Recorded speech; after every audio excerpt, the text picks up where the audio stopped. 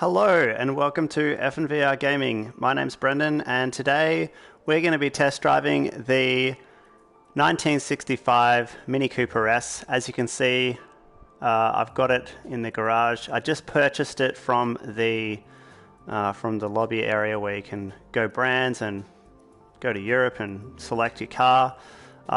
Purchased that so I can test drive it on my favorite circuit for small cars, definitely.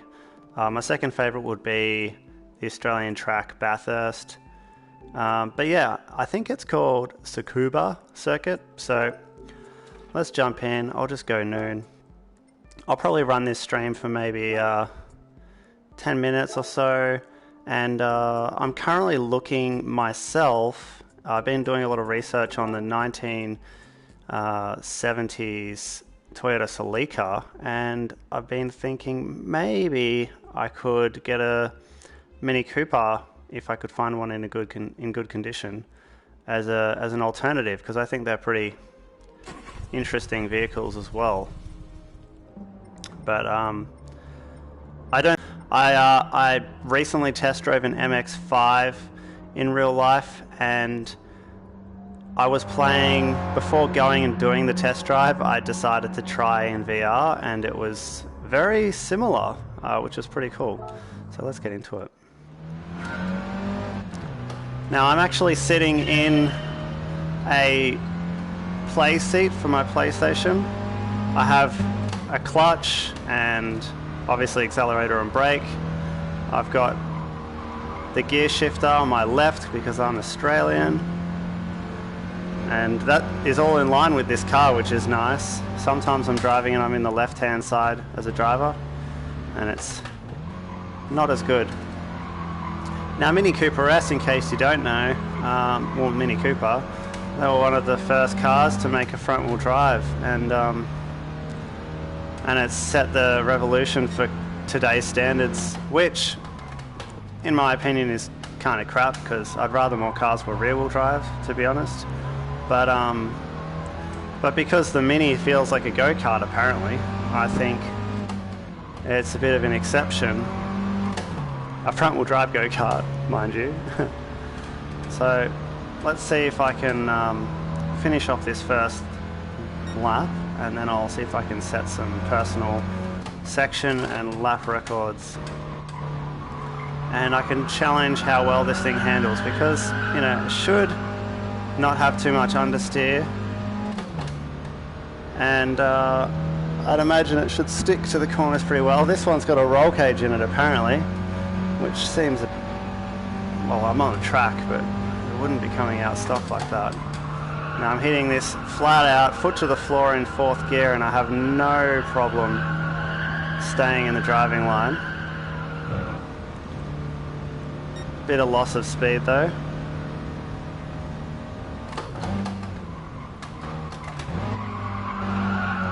Okay, bit of understeer there. Accelerating out of the corner. Let's see if I can recover. Now, interior-wise, it's pretty cool. Kind of feels like the boat that my dad had when I grew up. You know, just simple technology. And mind you, I got very fond memories of that. Just an accelerator in front. Actually, no, accelerator's in the center, that looks like. Is that the tacho? No, I'd say I've got two accelerators. That's weird. Two speedos, sorry.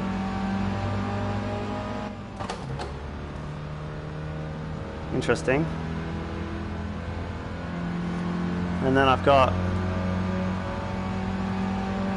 an oil gauge, temperature gauge. I'm in third this time. It's pinging a little bit. Still wiped off some speed. Set a record though for the lap speed. I'll see if I can... Oh, there's my shadow. This is what's fun about VR. Personally, I don't like racing against the AI. I prefer racing against myself, where I can just focus on beating my shadow. getting that optimal driving line. And while this track is quite small and tight, it is really fun, easy to memorize, and you can put most cars around this and have a lot of fun doing so. I can see my shadow in the rearview mirror for my last lap, or my fastest lap up until this one by the looks of it. Accelerate through the corner. Now if you are watching this and you're a gamer and you've got this game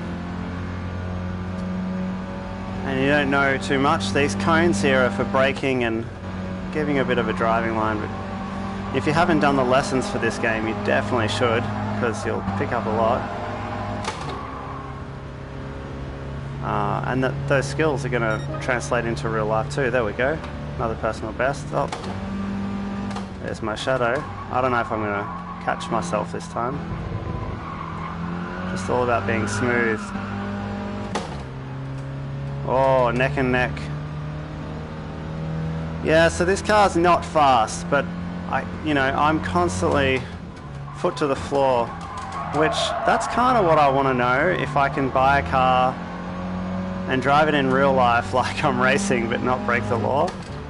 Because, obviously it would be awesome to have a V8 in terms of the power, acceleration, top speed, all that fun stuff. But in reality, you can never really use it, unless if you're doing a burnout and you can get away with it. But I'm not really interested in losing my license or having my car impounded or wearing out the tread on my tires and paying a lot for petrol, because a V8 is just money hungry, fuel consuming beast.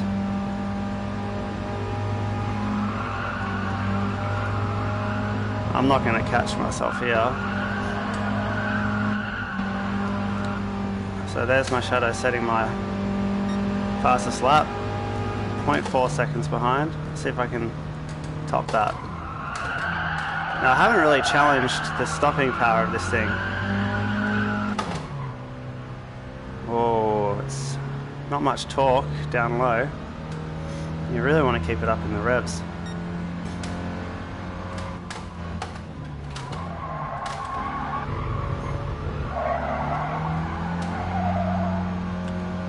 The wheels are so tiny. They're like 10-inch wheels on these.